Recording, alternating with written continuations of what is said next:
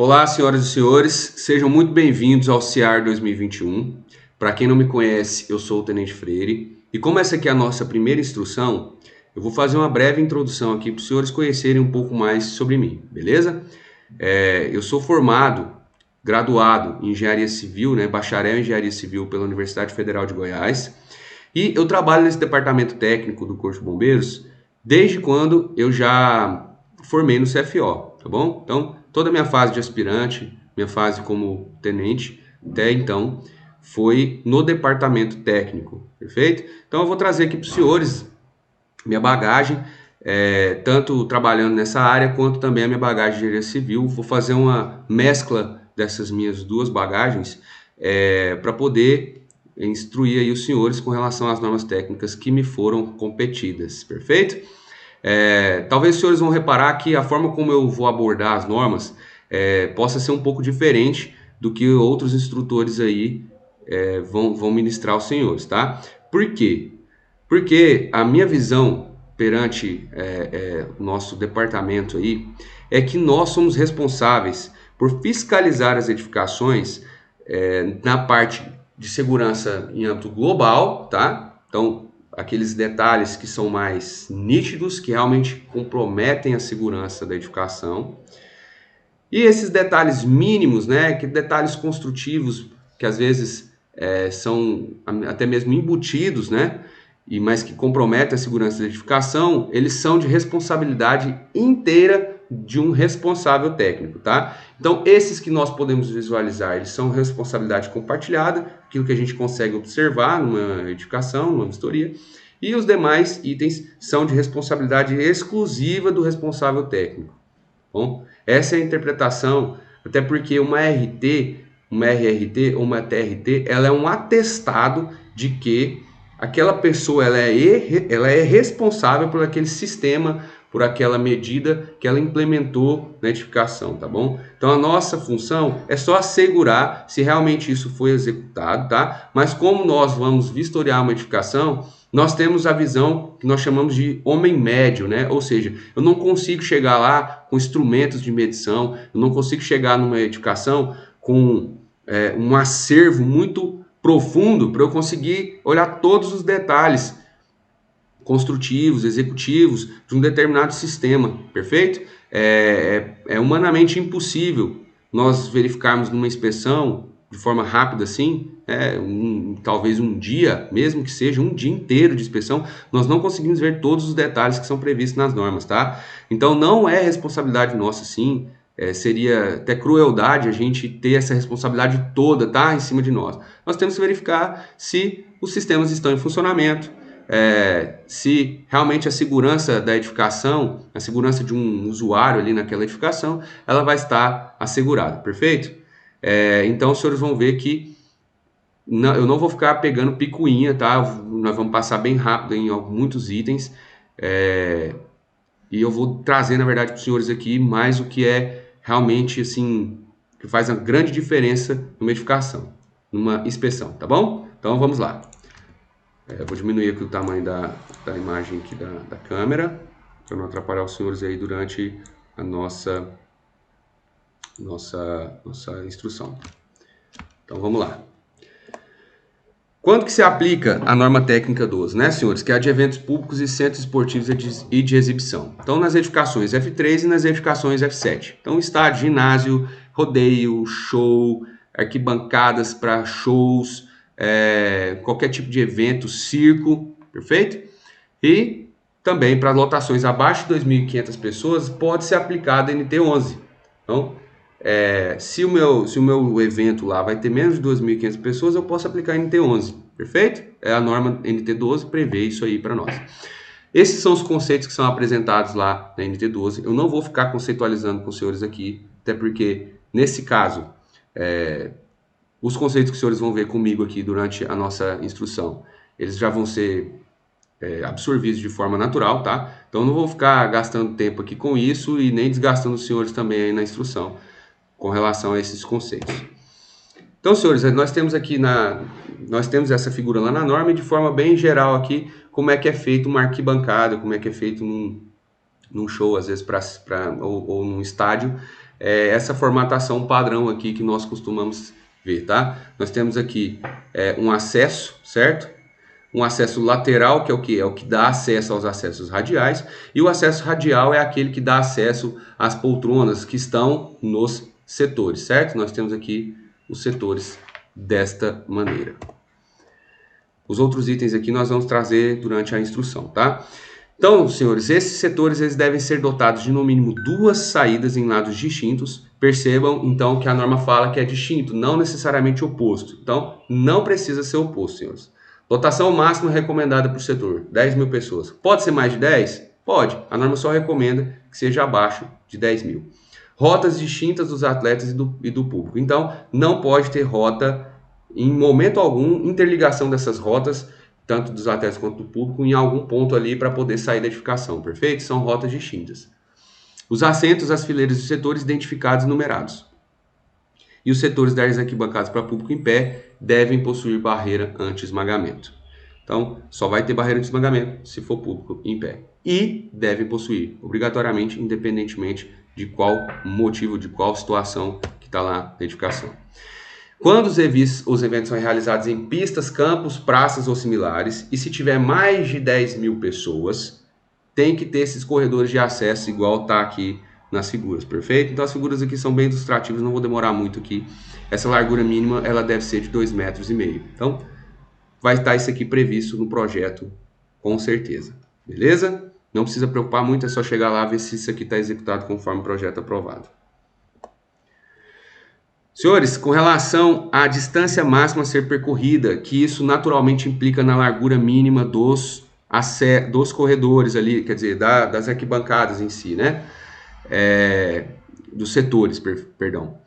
Distância máxima a ser percorrida para os estádios e similares é de 10 metros e para ginásios cobertos similares e as arquibancadas provisórias 7 metros. O que isso implica, então, como eu falei para os senhores, na largura máxima aí dessa parte de setores?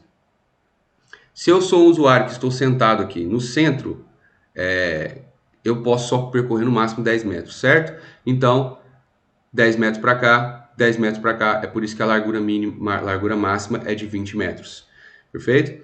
Se eu estou sentado nessa poltrona aqui, eu só posso percorrer 10 metros, eu não tenho como sair por aqui, certo? Então eu tenho que sair por lá, por isso que a largura máxima é 10 metros. Então, não precisa ficar memorizando isso aqui, é só memorizar que a distância máxima percorrida é 10, nesse caso, de estádios similares, se for ginásio ou arquibancada provisória, 7 metros. Então, no caso da arquibancada provisória ou ginásio, 14 metros, certo? 7 para um lado, 7 para o outro. E se for aqui colado na parede, 7 metros somente. Os degraus com relação à altura e largura, senhores, das arquibancadas. Se o público for em pé, altura máxima de 19 centímetros, largura mínima de 40 centímetros. Se o público for sentado, altura máxima de 57, largura mínima de 80 centímetros. Senhores, pode ter uma situação de ter uma largura menor? Pode, se for existente, certo? Se a largura do degrau for de 75 centímetros, ou seja, não for o mínimo de 80 centímetros para público sentado,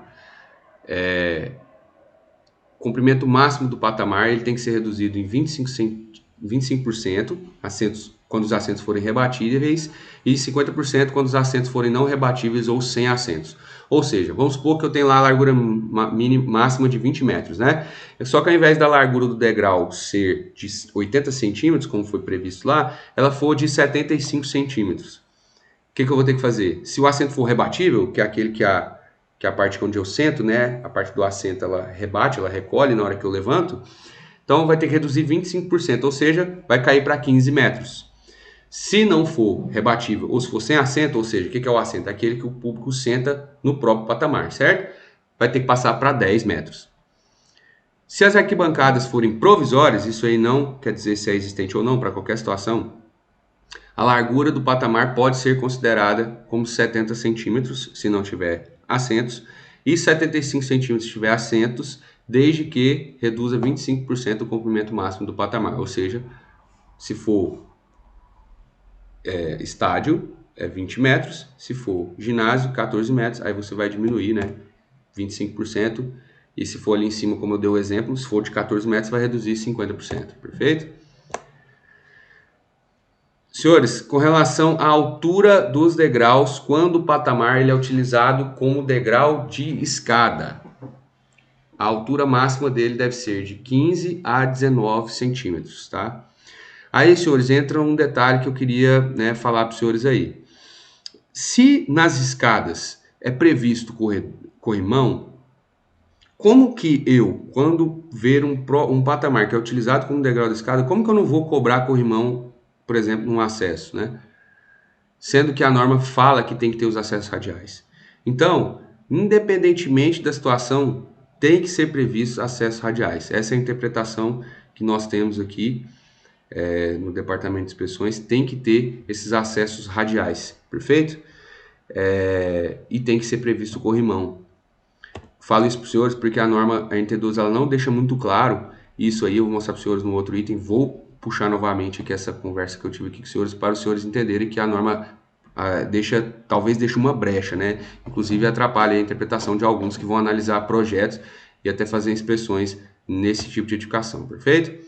E senhores, só questão aqui do detalhe do degrau das escadas, né? Como nós havíamos falado, se essa for a situação, né? Se for utilizado como degrau de escada, ele pode ter no máximo 19 centímetros de altura e no mínimo aí 25 centímetros de largura, perfeito? Inclinação, senhores, como que eu calculo essa inclinação? Você vai unindo a ponta dos degraus dos patamares e faz essa projeção dessa linha que liga as pontas até o plano reto lá do piso lá no final, certo? Essa é a inclinação de uma arquibancada. Vai ter outros modelos mais para frente, eu vou mostrar para os senhores também como é que faz para ver aí visualmente esse ângulo. Isso é responsabilidade ali do projetista, tá? Em fazer esse cálculo dessa inclinação e o analista vai verificar. Com os assentos fixos, no máximo 37 graus, tá? E se a inclinação for superior a 32 graus, tem que ter um guarda-corpo à frente de cada fila de assentos. Então, os senhores vão ver no projeto que vai ter esse guarda-corpo a cada fila de assentos com altura mínima de 70 centímetros. Se não for previsto no projeto, provavelmente é porque a inclinação é inferior ou igual a 32 graus, tá bom? Se os setores forem com assento do próprio patamar, ao invés de ser no máximo 37 graus, é no máximo 25 graus, tá? Largura mínima útil dos assentos. Agora nós vamos falar ali sobre os assentos, né? No mínimo 42 centímetros. O encosto mínimo, essa parte aqui que a gente coloca as costas, 30 centímetros. E o entre-eixos, que é o quê? Eu pego o assento, o meio desse assento, eu tenho um eixo, certo? Próximo eixo do próximo assento, essa distância tem que ser de 50 centímetros se a cadeira for sem braço ou 54 centímetros se a cadeira for com braço. E a largura para circulação de 40 centímetros, para edificações existentes 35 centímetros. E nós vamos ver aqui que nós temos uma largura mínima diferenciada aqui de 55 centímetros na primeira fileira, tá bom? Então, lá embaixo, lá na primeira fileira, a largura mínima tem que ser de 55 centímetros, para as demais 40 centímetros, se for existente pode ser 35 centímetros. Percebam aqui o guarda-corpo, tá? Se a inclinação for superior a 32 graus, como eu falei para os senhores, ó, vai unindo aqui as pontas, chega aqui, eu projeto isso aqui, esse é o ângulo da arquibancada. Senhores, na situação com assentos rebatíveis, vejam que eu posso sim considerar a largura com o assento rebatível, tá vendo? A largura no assento rebatido eu posso considerar. Como que eu vou fazer, né? Eu estou vistoriando lá, como é que eu posso ter garantia que esses assentos eles vão recolher sempre? Vocês podem pedir um RT de manutenção das instalações ali, perfeito? Garantindo com que esses assentos eles vão se rebater sempre, tá? Porque senão, numa situação de pânico, caso algum desses assentos não se rebata, a largura vai ser comprometida. Então, nesse caso de assentos rebatíveis, pode sim ser... eu inclusive recomendo que os senhores cobrem alguma forma aí, uma nota fiscal de serviço de manutenção, uma RT de manutenção, uma TRT, tá bom? Para poder garantir esse clear way aqui, né? Que é essa largura mínima aqui de passagem, perfeito? De 40 centímetros aqui, e se for na primeira fileira, de 55 centímetros. Senhores, questão dos assentos ainda, se o público for maior que 35 mil pessoas, é exigido assento rebatível. Não tem assento rebatível? É assento no próprio patamar, ou se não um assento não rebatível? Então, o cara vai ter que pôr a largura do patamar de no mínimo 1,10 m, perfeito? Então, não é mais 80 centímetros, vai ter que ser 1,10 m, beleza? Como eu falei para os senhores, a largura mínima aqui é de 55 centímetros, mas, né, sendo aqui, se for mais 35 mil pessoas e não tiver o assento rebatível, vai ter que ter 1,10 m de largura de patamar também, tá? Largura do patamar, contando o espaço que o assento não rebatível, ele tá ali. Então vai considerar 1,10 m de largura do patamar inteiro, tá? Não confundam, não é a largura livre, é a largura do patamar. Senhores, questão agora de saídas. Todos os materiais que compõem a saída de emergências devem ser incombustíveis, tá? E o piso antiderrapante. Tem que ter sinalização complementar, conforme a NT20, largura mínima de 1,20 m, se for existente pode ser 1,10 m. A altura mínima das portas e passagens é de 2,20 m. Então, se tiver algum estrangulamento ali na altura, pode ser no máximo 2,20 m. E se for existente, pode ser 2 metros. Tem que ter obrigatório um plano de emergência se a edificação tiver mais que 2.500 pessoas como lotação. E esse plano de emergência deve ter uma cópia lá na sala de comando, tá? Que às vezes a gente vê aí alguns estádios que não tem essa cópia desse plano lá na sala de comando. E as demais saídas que não atendem às arquibancadas devem seguir os parâmetros da NT11. Então, não tem acesso ali, não tem atendimento da parte ali das arquibancadas, então pode ser usado a NT11. As rampas, no máximo inclinação de 10 metros, percorreu mais de 10 metros na projeção, no máximo 10%, percorreu mais de 10 metros ali na projeção horizontal, tem que ter um patamar de descanso, isso aí é previsto na NT12, como eu falei para os senhores. Não precisa que os senhores olhem isso aí é dirimido lá na parte da análise de projeto. As portas de saídas devem ser provistas de barrante pânico. Então, tem alguma porta ali na rota de fuga, vai ter que ter barrante pânico, perfeito? Catracas de acesso reversíveis. Como que os senhores vão saber se essa catraca é reversível ou não? Pode fazer o teste, tá?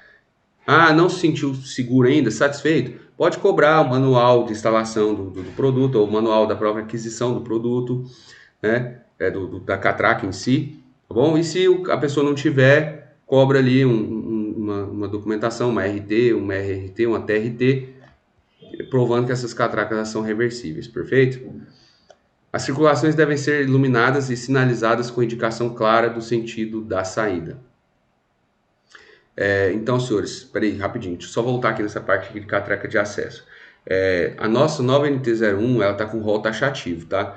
Então, às vezes, os senhores não vão conseguir cobrar uma RT disso aqui.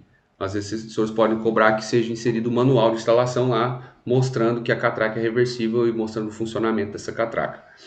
As circulações devem ser iluminadas e sinalizadas com indicação clara do sentido de saída. Então, olha só, devem ser iluminadas, perfeito? E sinalizadas. Então, se a circulação estiver meio apagada ali com iluminação de emergência fraca, tem que ser cobrada. Todas as saídas devem ser claramente marcadas dos dois lados, com seus respectivos números de identificação. Elevadores e escadas rolantes não são aceitos como saída de emergência. Ponto final. Certo? Agora vamos falar sobre escadas ou rampas, né, de forma específica. Quando possuírem a escada ou a rampa uma largura maior que 2,40 m, tem que ter uma subdivisão. Então, no máximo eu posso ter 1,80 m e no mínimo 1,20 m. Então, se eu tiver ali 2 metros, por exemplo, eu tenho que prever um corrimão, certo? Como que eu faço para prever esse corrimão? 2,40 m. Como que eu faço para prever esse corrimão? Eu tenho que pôr um corrimão no meio, vai ter 1,20 m para cada lado. Se tiver 3 metros, por exemplo, o que eu vou ter que fazer? 1,20 m para cá, 1,80 m para lá, ou senão eu posso colocar 1,5 m para cada lado, perfeito? E aí, isso aí é questão do projetista, ele só não pode passar dessas margens. As dimensões dos degraus, de 15 a 18 centímetros de altura, tem que ter mais de 27 centímetros e seguir a regra que é a fórmula de Blono, perfeito? Quanto que as rampas são obrigatórias? Se tiver um elevador de emergência, tem que ter na descarga e no acesso. Se a altura a ser vencida não permitir o dimensionamento equilibrado dos degraus de uma escada, tem que pôr a rampa. E para unir o nível externo ao nível do saguão térreo das edificações para acesso de portadores de necessidades especiais. Então, onde tem acesso por necessidade especial, prevista a rampa obrigatória. Prever guarda-corpo, senhores, agora nós vamos falar sobre os guarda-corpos e corrimãos, sempre que houver um desnível maior que 18 centímetros nas saídas. Então vamos deixar claro isso aqui, tá? As nossas normas falam sobre saídas de emergência. Então, eu estou num campo ali, num local, onde não é saída de emergência, eu não tenho que ficar lá prevendo guarda-corpo para aquilo, certo? Essa não é uma responsabilidade nossa, não é responsabilidade do Corpo de Bombeiros. A nossa responsabilidade é com relação às saídas de emergência, tá? E tudo aquilo que está englobado por ela. As alturas das guardas internas, 1,10 m. Sempre 1,10 m, não é 1,05 m igual no NT11, tá? Por isso que é mais rigoroso. E uma situação específica, diferente de todas as outras, é o guarda-costas do último nível lá em cima da arquibancada, senhores. Se eu tiver uma altura menor que 2,10 m, segue a altura da guarda interna de 1,10 m. Agora, se eu tiver essa altura aqui, ó, ou seja, do piso aqui até lá embaixo, até chegar no próximo piso lá, quer seja por qualquer razão, essa altura aqui, às vezes é no final, igual ali no estado de Serra Dourada, é no final do prédio. Dali para cima é um vão até chegar lá no chão, entendeu? Às vezes não é de um acesso, é mais alto ainda do que isso, às vezes dá um acesso lá embaixo, né? Não é o próximo acesso, é o acesso geral. Porque a norma fala só com relação ao próximo pavimento ali, não, é o desnível total, certo? Se o desnível for maior que 2,10 m, a altura desse guarda-corpo deve ser de 1,80 m, beleza? Nos acessos radiais das arquibancadas com inclinação superior a 32 graus, quando houver acomodações ou assentos em ambos os lados, os corrimãos devem ser laterais ou centrais, com altura entre 80 e 92, tá? E se for central, deve possuir aberturas a cada 5 fileiras de bancos, perfeito? Esses intervalos terão a largura livre de 70 a 90 centímetros, a depender do tamanho da largura do patamar. Então, se o patamar ele tem de 70 a 90, esse vão vai acompanhar a largura do patamar, perfeito? Então, senhores, é aqui onde eu falei para os senhores que tem a brecha ali da NT12. Os senhores veem que ela fala aqui dos corrimãos, né, somente para a situação que é superior a 32 graus. Assim, ela incluiu esses corrimãos laterais ou centrais aqui dentro. Então, pode gerar uma confusão, às vezes, de interpretação e ser visto por alguns até como brecha. Beleza? Mas como falamos, né? Como que uma escada ela prevê corrimão e como que você vai ter uma arquibancada todinha sem corrimão algum, né? Então, como é que fica as pessoas que têm algum problema de mobilidade? Então, por isso que os acessos radiais eles têm que ser previstos de corrimão, independentemente dessa inclinação, perfeito? Os corrimãos devem possuir as terminações arredondadas ou curvas. Então, segue o mesmo rito também da NT11, né? Nesse caso aqui, como o corrimão ele acaba em um ponto, desce a cada 5 fileiras de bancos, né, no mínimo, como que eu vou deixar uma ponta aqui? Não tem jeito, né? Então, tem que arredondar, ou senão, curvar, né? Curvar totalmente ou arredondar, assim, na formatação de U invertido, que o corrimão fica, né? Então, o corrimão ficaria assim, ou se ele acabar com a ponta, ele faz uma curva para poder não deixar nada prender ali. Senhores, agora vamos falar sobre barreiras anti-esmagamento.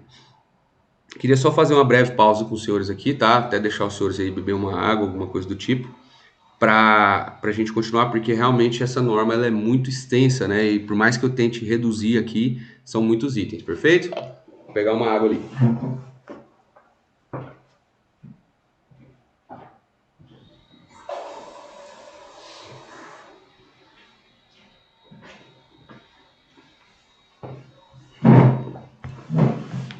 Beleza.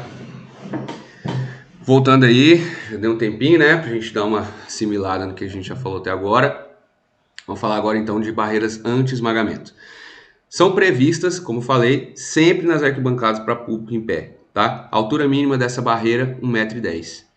E, senhores, a norma da NT12 fala que tem que ter um laudo técnico e uma RT ou RRT. Ou seja, pode ter RT?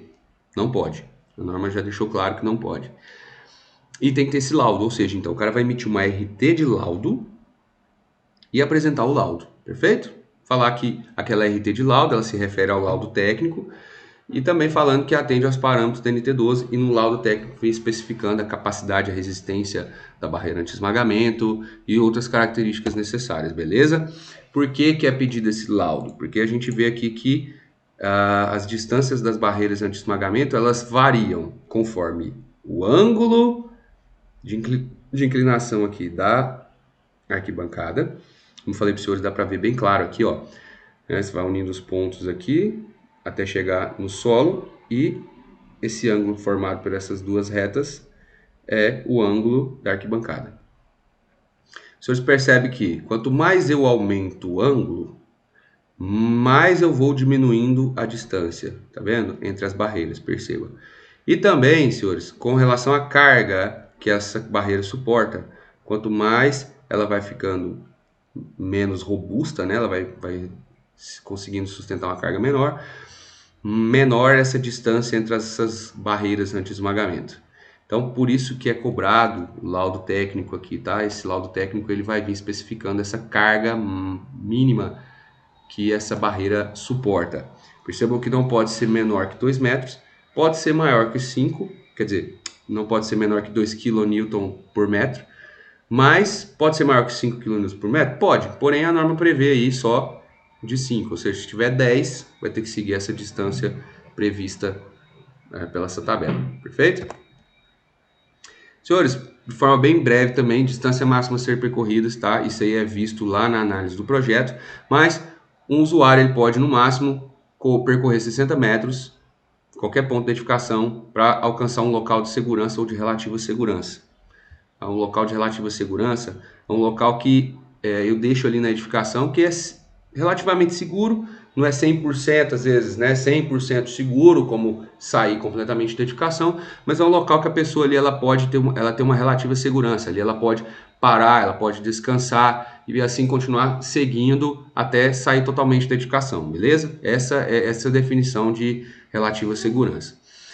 Ela pode percorrer no máximo 30 metros de qualquer ponto onde ela estiver ali da arquibancada, por exemplo, até chegar no patamar de entrada do vomitório mais próximo, se tiver vomitório, tá? Só se tiver. Ali, por exemplo, no Serra Dourada tem vomitório. Então, para edificações existentes, aceita-se até 40 metros. Para o caso do Serra Dourada, é aceito até 40 metros. Eventos temporários em locais descobertos, para você chegar em um local de segurança ou relativa segurança, 120 metros.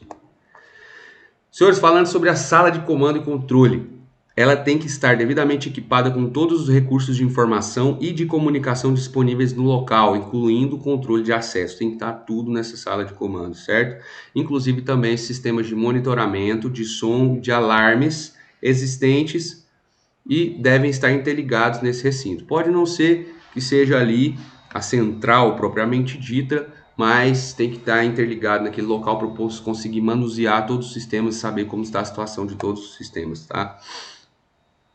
Os senhores viram aqui que, né, tem que ter um sistema de som, por quê? Porque a sonorização ela é importante para difundir, em caso de emergência, um aviso de abandono ao público e acionar os meios necessários de socorro, tá? Então avisa o pessoal que está acontecendo algum problema, as pessoas começam a evacuar a edificação, tá? Deve ser prevista em toda a edificação de forma setorizada, ou seja, eu tenho que ter ver de forma clara que eu possa mandar uma mensagem para um setor X, um setor Y, um setor Z, ou se eu quiser mandar XY, YZ ou XYZ, mandar para a edificação inteira, eu posso ter essa possibilidade, tá? Usando esse sistema de sonorização. Os equipamentos de sonorização eles devem ser conectados aos sistemas autônomos de alimentação elétrica, para que, no caso de interrupção do fornecimento de energia, sejam mantidos em funcionamento por período mínimo de 60 minutos. Beleza? Ou seja, tá ligado na energia elétrica, caiu, eu tenho que ter pelo menos um sistema de bateria que suporte aí no mínimo 60 minutos, ou senão um grupo motogerador, perfeito? Nesse caso aqui ainda não é a exigência, vai aparecer a situação onde é exigido o motogerador, vou falar para os senhores mais para frente. Com relação ao acesso de viaturas, previsto conforme a NT06, vias de acesso separadas das saídas utilizadas pelo público, não pode ser o mesmo portão, certo? É um portão separado. Garantidos 2 acessos de veículos de emergência em lados opostos, tá? De acesso ao campo. Então, nesse caso aqui é oposto, diferente lá dos acessos das arquibancadas, que podem ser em lados distintos, aqui é oposto, viabilizando a remoção de vítimas. e deve ser reservada e devidamente sinalizada uma área destinada a viaturas de emergência de 20 por 8, em local externo, adjacente ao estádio, próximo a um dos portões. Então, os senhores vão fazer a vistoria, vão ver ali perto do portão, ali tem que ter um local demarcado ali para viaturas de emergência, beleza? Não tiver, pode cobrar. Proteção passiva, senhores. O que eu elenquei ali de proteção passiva que é importante para os senhores aqui? Obrigatória selagem de dutos e shafts das instalações em geral do recinto quando atravessarem qualquer elemento de construção. Então, passou alguma coisa ali, um cano, tem que ter a selagem desses dutos e shafts, perfeito? Os responsáveis pelo evento deverão disponibilizar chaves mestras na sala de comando e controle e no posto de comando integrado para abertura de todos os locais de acesso restrito que contenham equipamentos de combate a incêndio, certo? Então, olha só, preciso entrar na área do barrilete, tem que ter a chave mestra. Preciso entrar lá na sala do motogerador, tem que ter chave mestra. Tudo que tiver equipamento de combate a incêndio ali, eu tenho que ter esse acesso, perfeito? Com essa chave mestra. E se tiver uma brigada de incêndio ali efetiva, tem que ter, né, o pessoal, o integrante da brigada, eles têm que ter a cópia da chave mestra. A norma está falando aqui sobre brigada efetiva ou brigada eventual? Não. Então os brigadistas eventuais também tem que ter? Tem. Tá bom? Então, não tem como assim muito cobrar isso na inspeção, né? Mas é exigido da edificação, tem que ter essa chave mestra. Eles podem perguntar isso, e aí se não tiver, tem que orientar para que a pessoa, o responsável lá, disponibilize essas chaves mestras para os componentes da brigada. Senhores, um item importante aqui, eu vou falar aqui já dos últimos dois aqui de forma breve, tá? Lá na área de acomodação de público, ou seja, lá na parte das arquibancadas, precisa de extintor? Precisa de hidrante? O que a norma fala? Não precisa. Então, é isento, tá? Não tem que ter extintor, não tem que ter hidrante, tá? Só se for a vontade mesmo ali de quem está querendo construir a edificação e colocar isso lá, mas é isento. Então, não podemos cobrar nessas áreas tanto hidrantes quanto extintores de incêndio. Nos recintos que tiverem mais de 5.000 espectadores, como falei para os senhores aí do motogerador, né? Aí nesse caso aqui é obrigatória a instalação de grupo motogerador para a manutenção de todos os sistemas elétricos de emergência, perfeito? Então tem que ter um motogerador para manter os sistemas elétricos. As áreas técnicas, depósitos, museus, lojas, subsolos, shafts, dutos, espaços confinados e outras áreas, ou seja, tudo que não for com relação à acomodação de público, né? Eu tiver uma coisa adjacente ali, um trem a mais naquela edificação, tem que ter detecção automática nesse lugar. Então, por exemplo, tem um museu ali, né? Tem que ter detecção de fumaça lá? Tem que ter, conforme a NT12 está falando, tem que ter, certo? Devem ser instaladas em todos os acessos de entrada do recinto placas indicativas da capacidade total de público e nas entradas dos setores placas indicativas da capacidade de público do respectivo setor. Senhores, vamos lá. Devem ser fixados, né, em locais visíveis mapas indicando a localização atual do usuário na edificação, 2 saídas de emergência mais próximas, caminhamento para atingir essas saídas, telefone da central de segurança do estádio, lotação máxima permitida. Então, como é que faz essa fixação desses mapas? Pode ser um totem, pode ser um mapa ali indicativo, pode ser tipo como se fosse uma mesinha ali onde tem esse mapa, né, mostrando que o usuário está ali para ele conseguir se orientar de uma forma melhor, perfeito? Isso aí é exigido na NT12. Está falando aqui, não é permitido o uso de gás de combustível nos locais de venda, nas áreas de acomodação e circulação de público. A norma é bem dura aqui, né? Não é permitido o uso de gás. Então, mesmo se for central de GLP, nessas áreas aqui, pode, né? Pela forma como está escrito aqui, não pode. Então, não é permitido o uso de gás de combustível. Os subsolos que possuírem ocupações distintas de estacionamento de veículos devem atender a exigências da tabela 7 do anexo A da NT01. Compartilho com os senhores aqui a tabela, certo? Então, a depender do tamanho da área, a depender se é o primeiro ou o segundo subsolo ou se são os outros subsolos, vão ser exigidas essas implementações a mais aí na edificação, mesmo que ela não tenha como exigência inicial, né, na tabela do anexo A lá da NT01, essas exigências aqui. Passou, tem subsolo ocupado, tiver essas situações aqui, no caso aqui para F7, né, ou F3, F7 seria aqui, F3 seria aqui, perfeito? Então, vai ser cobrado essas exigências a mais. Ressalto que isso aqui é mais uma preocupação do analista, tá bom? Em ocupações temporárias, são aceitos pisos em madeira. Então, senhores, pode ter uma escada de madeira lá no arquibancada desmontável? Pode. Só tem que ter aplicação de um material retardante de chamas, claro, né? Para poder você garantir ali que essa madeira ela não vai ruir numa situação